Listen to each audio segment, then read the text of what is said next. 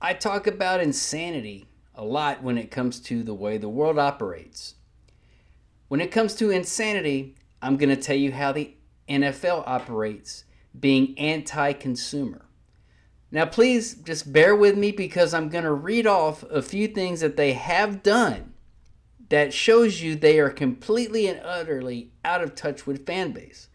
We're going to talk about stadium ticketing and how much in revenue that they make, and they keep jacking people's prices up, and a lot of people still want to go, but they can't. They have their dynamic resale model, and that keeps driving up the prices.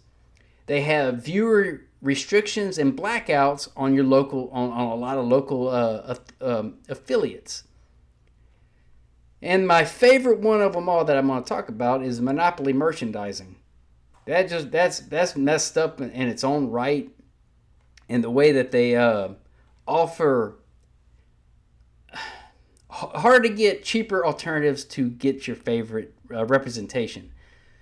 But that really sucks, especially whenever you could look over my shoulder. Yeah, I have an NFL, Miami Dolphins, and a number 13, Dan Marino, when I was growing up. Afof course, I know all about that, and I remember going to lots of Saints games, and I got to see the Saints play in the LSU stadium after Rita.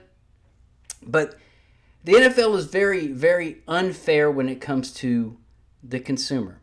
Now, when it comes to their blackouts, going to streaming services and having, it looks like, up to 5 to 7 days of football whenever Mondays and Sundays used to be the prime time special occasions. They're kind of watering down their own product, and they're going to overseas. But let's go ahead and listen to this insanity before I keep ranting and make you want to get mad at me. Castle, Washington resident argued that it is unfair that the prisoner of war and missing in action flag is allowed to fly over City Hall, but the pride flag cannot. Do you agree with that? Take a watch.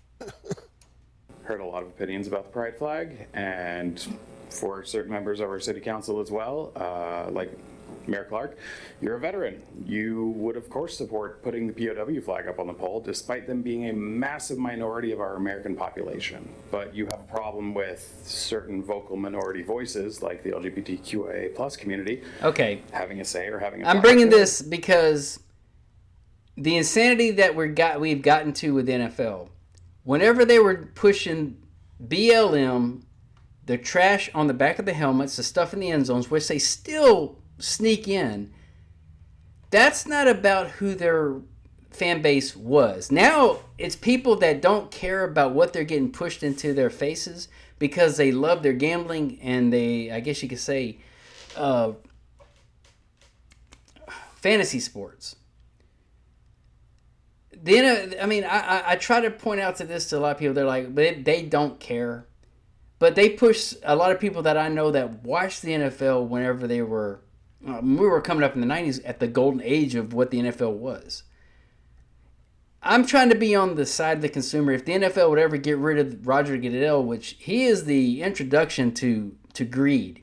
He's exactly what a sports league doesn't need. Adam Silver's a whole nother ball of wax that I could break apart, especially when it comes to scandals and gambling. But I really wish the NFL cared. The college ranks are starting to push me away, and along with some other people, because of what they're doing when it's all focused on money. People under the age of 20, you're using them and you're encouraging them to do certain things. It's not cool. But this whole pride, and they are being quiet about Pride Month whenever the NFL, I'm going to say it was the NFL kowtowed to this stuff.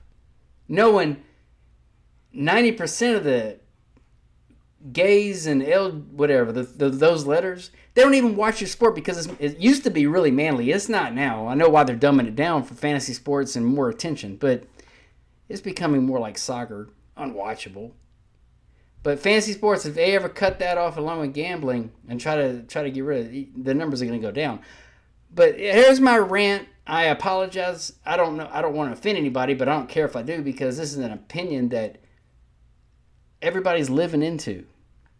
But it really sucks that the NFL is still thinking, they're pretending that, hey, we're on your side, we're on your side, and keeping their revenue coming in screwing people over from viewership, merchandise, doing what they want with their product, especially going overseas, turning home games into flights that normal people can't take. Tell me how that's consumer. But man, that's my take.